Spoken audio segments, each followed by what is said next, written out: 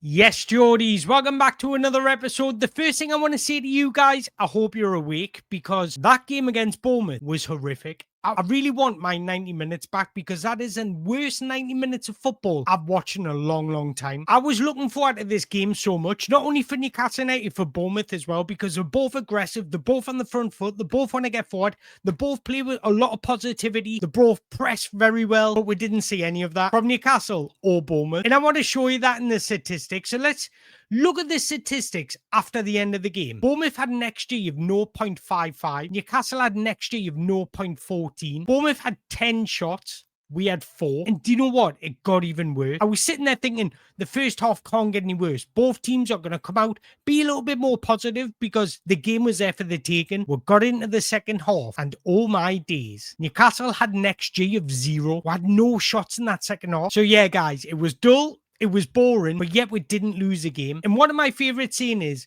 if you can't win the game, don't make sure you don't lose a game. If you had offered me a point before the game, probably would have taken it. But considering how the game planned out, I wanted 3 points. I think it was a missed opportunity from Newcastle United. I think it was a missed opportunity from Eddie Howe. And I need to be honest, guys, I think Eddie Howe got it wrong today. I understand why he set up with the back 5, but considering how the game developed, a little bit more ambition, we could have taken all 3 points there. So let's have a look at how we're set up really. And as you know, we're set up with the back 5. We had the compact 3 in midfield, and then Murphy was kind of playing off Waltermeida, but it was Pope in goal, Hall left back, which I was happy about, Sven Botman back in, which I was happy about. You had Dan Burn and Malik Chow and Tino Livramento making up the back 5. Sandro Tonali, Joe Willock and Lewis Miley making up the midfield. Then you had Nick Waltermeida and Jacob Murphy as 2 strikers, if that's what you want to call it. So to me, guys, that made me think that Eddie Howe set us up not to lose a game instead of going out to win the game. I think he set up to be defensively compact and hopefully snatch something on the break. And I need to be honest, I wouldn't have played this game with a back 5 because the way Eddie Howe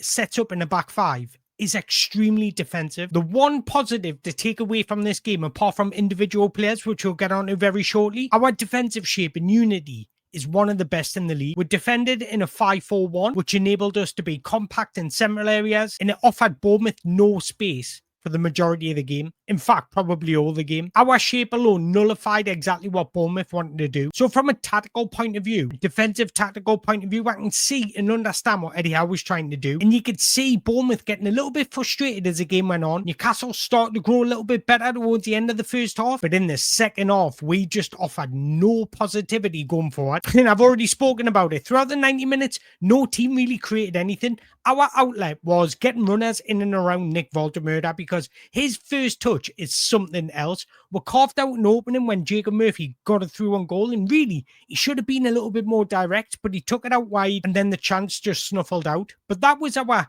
signs on how we can get past Bournemouth, how we can break down Bournemouth. And then Bournemouth were having a little bit of success in the wide areas. That's where their offside goal came from. But their goal came from one of our mistakes, because Joe Willock has to protect the ball a little bit better. He loses a ball at the halfway line, then Bournemouth broke on us. Tino switching off at the back post, but luckily Bournemouth were offside. But as that game went on, I couldn't help but to feel a little ambition. We could have taken all 3 points. We nullified what Bournemouth were trying to do. They ran out of ideas. So defensively, we were solid. We just needed a little bit more creativity in that final third. Right, there's 2 ways to look at this. One, you can say it's a missed opportunity to snatch all 3 points. And all we needed was a little bit more positivity. Or the second way of looking at it, you can say going away to Bournemouth and not losing the game is a good result, considering Eddie Howe's record against Bournemouth, considering Newcastle have not beaten Bournemouth in the last 5 games. And Bournemouth were on form. They caused teams a lot of problems. So the fact that they had nothing to offer showed how defensively solid we were today. But there's a little theme happening across all of our games. 4 clean sheets in 5 games is good, but we're not scoring. 0-0 away to Aston Villa, 0-0 away to Leeds. We beat Wolves 1-0, and then a 0-0 away to Bournemouth. Obviously had that 3-2 game against Liverpool, but we're down to 10 men. And I think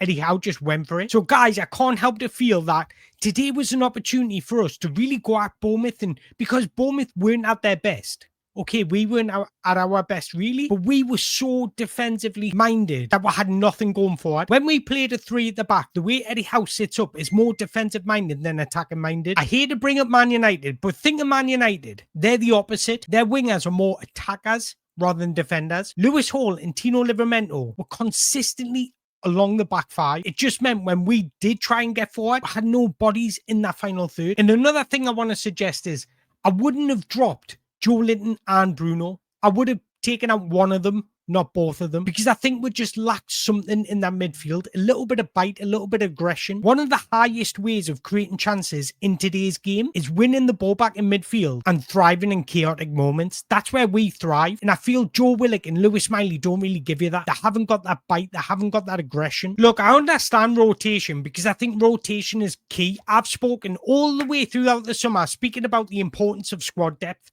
Squad depth is so important, especially when you got European football. So I don't take away or discredit Eddie Howe for making changes. I just think he made too many changes, especially when you're bringing in players that don't have many minutes. It's so much easier to bring players into the side when they're playing with players that have been consistent. Does that make sense? And another thing, it's not like we've got a tough game midweek.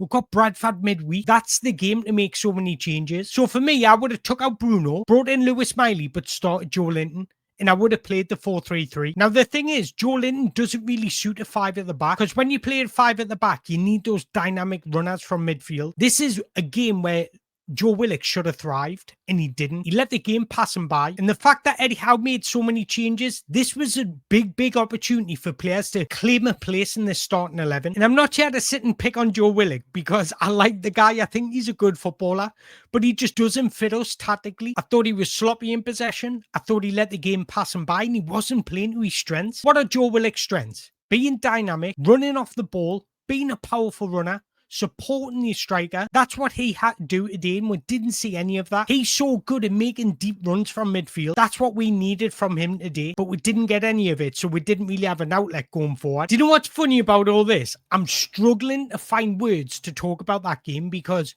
the game didn't really offer anything, so we've got to talk about the individual players and how Eddie Howe tactically set up. And for me, I don't mind them going to a back five, but when you can see that we're not really going to go and win the game, or we're not creating any moments to even give her a chance to win the game, surely for the last 20 minutes, you would have a little bit more ambition. But it's not like this is a one-off because it happened against Leeds, it happened against Villa, and it pretty much happened against Wolves. So let's look at the positives from today. We've got a point. We're defensively solid again. So it's not like we're leaking goals. So when you're not leaking goals, you're more likely to get something from the game, which is a big positive. So our shape kept us defensively strong, which is important, but I just feel it left Nick Voldemurda isolated. I thought he played well considering the circumstances, but when the game was unfolding, you felt it was more safety first rather than taking risks. In possession, it was more playing to what you see rather than taking risks. We needed just a few more runners running into space in behind, especially when we're getting in that final third. We lack creativity, and creativity doesn't have to just come from the final third. It can come from the deeper areas as well, and we didn't really have that because when Sandro Tonali or Lewis Miley were picking the ball up in midfield, they had no options in advanced areas, so everything was going side to side or backwards. And that's why we see Nick Voldemurda getting frustrated and coming so deep. So when he comes deep, we've literally got nothing in that final third. So everything for Bournemouth today was played in front of them, and it was so easy for them to defend against. Likewise with us, but we were sitting a little bit deeper. So the problem playing with the back three is that it takes a lot of time to quickly revert from your defensive shape to an event to your offensive shape, and the lack of options in the final third was noticeable. What did I say in my preview? The way you get around Bournemouth is by exploiting the wide areas. Jacob Murphy was dead narrow, Joe Willock was dead narrow, and it was up for Tino and Lewis Hall to be our attacking outlet in wide areas, but they spent most of the game in the back five. So when we did win the ball, we couldn't play it quickly, so everything looked slow, lethargic and passive, and that's the trouble when you play with a back five in an Eddie Howe back five. And I'm going to show you a screenshot of our defensive shape. Let's say this is our defensive shape, right? You've got Lewis Hall right next to Dan Burn. You've got Sven Botman centrally, Malik Chow just to the right of him. And then you've got Tino just to the right of him. And then you can clearly see our midfield four. So what happens now? If we overturn the ball moves quicker than the man. So let's, for argument's sake, let's say Sandro Tonali wins the ball in the midfield here. What outlet does he have? I'll ask you that question. He's got the Nick Voldemurda's feet, and that's it. Because Nick Voldemurda can't run the channels. He hasn't got the pace or the explosivity to run in behind. So he's always going to come to feet. And then Bournemouth's three players will just surround them. And that was happening time and time again. And this is my frustration because Bournemouth weren't great. Bournemouth offered nothing themselves, but we let the game slip us by, I feel. A little bit more ambition with deep runners, or maybe even reverting to a back four and going back to our 4-3-3, we would have exploited Bournemouth. And that's the point I'm trying to make. I don't think it's a bad result. I just think because of the game, the way the game went, it could have been a better result. And if we want to be where we want to be, back in the Champions League, qualifying, finishing in the top 5, these are the types of games where you take a little bit of risk and you earn the reward. So yeah, I'll go back to it. I think Eddie Howe needs to give a little bit more freedom to certain players, even when we're against the ball. I spoke about players cheating a little bit, just every so often, not every time, defending a 5-3-2. So then you've got 2 bodies in that final third that you can target. Just mix it up a little bit during games, feel out the situation, and you find a solution. But he did try and change it, to be fair. He brought Anthony Elanga on, he brought bodies on, but unless we changed the formation, nothing was changing because the instructions remained the same. A back 5 with a 4 and a 1. We just missed that little bit of conviction, that direction from our players, in my opinion. There was some noticeable highlights and some players that really did stand out. And I first want to mention Sven Botman and Malik Chow because they look really good today. Both composed, positionally strong, and really look comfortable alongside each other. For me, Malik Chow was man of the match, but you could see the quality that Sven Botman offers us as well. Both of those players in our team level us up. We've seen it against Barcelona and we're seeing it today against Bournemouth. They just look super comfortable and didn't give Bournemouth a sniff. I want to talk about Malik Chow because for me, I think it's about time we start integrating these players into our side. Dan Burn and Fabian Shaw have been terrific. But again, today, you could see the level in difference. We had a little bit more pace at the back, but more importantly, a little bit more composure in our defending and with the ball at our feet. And I think that's the difference that you offer. We've seen our goal against Barcelona. It started with Sven Botman at the back. Malik Chow actually won the ball back and then played it into Bruno. Bruno played it into Botman and then we started from there. So I kind of feel like within the next couple of weeks, I do want to start integrating these players into our side a little bit more, giving them more minutes. So yeah, I thought they were the 2 bright positives of today. And I thought Nick Voldemurda, despite him being isolated, showed what he can bring today. He's someone who can bring and invite others into the game. Every time we look dangerous, which wasn't very much, we had runners off him.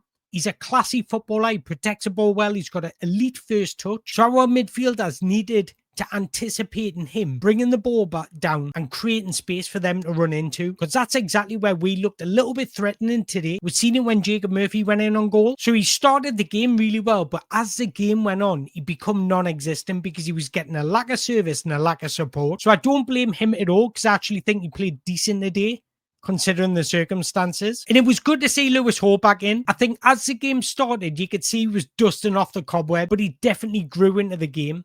He began to play like his normal self. So I just think he needs to be starting games consistently because that'll get him into his rhythm. Once he's into his rhythm, Lewis Hall is a tremendous footballer. And then the one player that come in today that I haven't really spoke about is Lewis Miley. And I need to be honest, guys, I like Lewis Miley. He's come out of the academy. But for him to really play more minutes in this side, he needs to be offering a little bit more. I don't think he was poor today, but he wasn't great either. But you could say that for the majority of players, apart from Malik Chow and Sven Botman. So yeah, our best chance probably came in this moment when Nick Voldemurda received the ball at feet and played in Jacob Murphy. Now this shows exactly what type of player Jacob Murphy is. What he has to do here is take a touch across a defender, because that does 2 things. The defender either just stands up and lets you get past him and you block his run and then you're in on goal, or the defender brings you down. And if you're through on goal, it's a red card. So he needs to take his touch across the defender because there's no chance the defender's winning the ball in that situation. But instead, he forced himself wide because he doesn't have the courage, the conviction, or the belief that he's going to score. That's probably down to lack of minutes, so his confidence is a little bit low. But especially in a game where chances are few and far between, these are the moments where you need to be a little bit more decisive. But yeah, guys, in truth, wasn't the best of games. There's not much to talk about because it was just like a midfield battle. And each team, it seemed like each team were feeling each other out for 90 minutes. It was like a game of chess, but the chessboard didn't open up. So yeah, do I blame Eddie Howe? No. Would I have taken a point before the game? Probably. But just how the game unfolded, I kind of feel it's a missed opportunity. But I'm going to look at the positives. And the positives are Malik Chow and Sven Botman look very comfortable. 4 clean sheets in our opening 5 Premier League games. 1 defeat in our opening 5 Premier League games. And the last thing I want to say, I just want to see a little bit more ambition. Because I've always said this, and I didn't want to say this in this video. I don't mind not scoring in a football game when the chances are there, because if you're continuously creating chances, eventually it's going to click. The worrying sign about not scoring is when the chances don't come. And today, the chances weren't there. Against Leeds, the chances weren't there. Against Aston Villa, if we're being realistic, apart from 2 chances in the first half, the chances weren't there. Against Wolves, we didn't really create much. So that just tells me we're lacking raw playmakers. That's what I would target in January. But I want to hear your thoughts on that game, because I've shared my thoughts, not on the game itself, because there wasn't much to discuss, but more about the tactical point of view. And if you've enjoyed this video, I doubt you have, don't forget to hit that like button, hit that subscribe button, because we are on the road to 10k subscribers. And I just want to say, I hope you all enjoy the rest of your weekend. Last thing to say, away the lads.